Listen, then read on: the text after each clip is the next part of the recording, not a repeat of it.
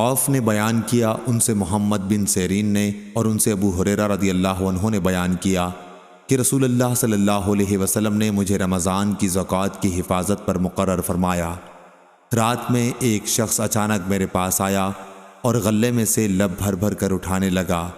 میں نے اسے پکڑ لیا اور کہا کہ قسم اللہ کی، میں تجھے رسول اللہ صلی اللہ علیہ وسلم کی خدمت میں لے چلوں گا۔ اس پر اس نے کہا کہ اللہ کی قسم، میں بہت محتاج ہوں، میرے بال بچے ہیں اور میں سخت ضرورت مند ہوں۔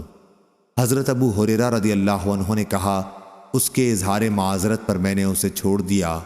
صبح ہوئی تو رسول کریم صلی اللہ علیہ وسلم نے مجھ سے پوچھا، اے ابو ہریرہ، گزشتہ رات تمہارے قیدی نے کہا کیا تھا؟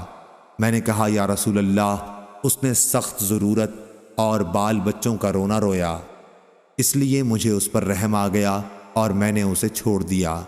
آپ صلی اللہ علیہ وسلم نے فرمایا کہ وہ تم سے جھوٹ بول کر گیا ہے، ابھی وہ پھر آئے گا۔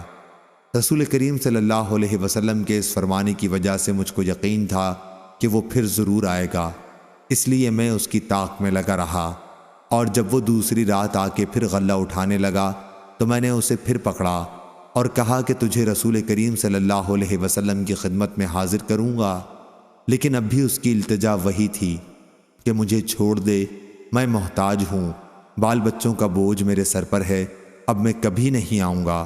مجھے رحم آ گیا اور میں نے اسے پھر چھوڑ دیا۔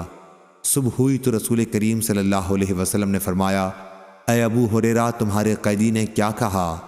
میں نے کہا، یا رسول اللہ صلی اللہ علیہ وسلم، اس نے پھر اسی سخت ضرورت اور بال بچوں کا رونا رویا جس پر مجھے رحم آ گیا، اس لیے میں نے اسے چھوڑ دیا۔ آپ صلی اللہ علیہ وسلم نے اس مرتبہ بھی یہی فرمایا کہ وہ تم سے جھوٹ بول کر گیا ہے اور وہ پھر آئے گا۔ تیسری مرتبہ پھر میں اس کے انتظار میں تھا کہ اس نے پھر تیسری رات آ کر غلہ اٹھانا شروع کیا تو میں نے اسے پکڑ لیا اور کہا کہ تجھے رسول اللہ صلی اللہ علیہ وسلم کی خدمت میں پہنچانا اب ضروری ہو گیا ہے، یہ تیسرا موقع ہے۔ ہر مرتبہ تم یقین دلاتے رہے کہ پھر نہیں آؤ گے، لیکن تم باز نہیں آئے۔ اس نے کہا کہ اس مرتبہ مجھے چھوڑ دے تو میں تمہیں ایسے چند کلمات سکھا دوں گا جس سے اللہ تعالیٰ تمہیں فائدہ پہنچائے گا۔ میں نے پوچھا، وہ کلمات کیا ہیں؟ اس نے کہا، جب تم اپنے بستر پر لیٹنے لگو تو آیت الکرسی، اللہ لا الہ الا هو الحی القیوم پوری پڑھ لیا کرو۔ ایک نگران فرشتہ اللہ تعالیٰ کی طرف سے برابر تمہاری حفاظت کرتا رہے گا اور صبح تک شیطان تمہارے پاس بھی نہیں آ سکے گا۔ اس مرتبہ بھی پھر میں نے اسے چھوڑ دیا۔ صبح ہوئی تو رسول کریم صلی اللہ علیہ وسلم نے دریافت فرمایا، گزشتہ رات تمہارے قیدی نے تم سے کیا معاملہ کیا؟ میں نے عرض کیا، یا رسول اللہ صلی اللہ علیہ وسلم، اس نے مجھے چند کلمات سکھائے اور یقین دلایا کہ اللہ تعالیٰ مجھے اس سے فائدہ پہنچائے گا، اس لیے میں نے اسے چھوڑ دیا۔ آپ نے دریافت کیا کہ وہ کلمات کیا ہیں؟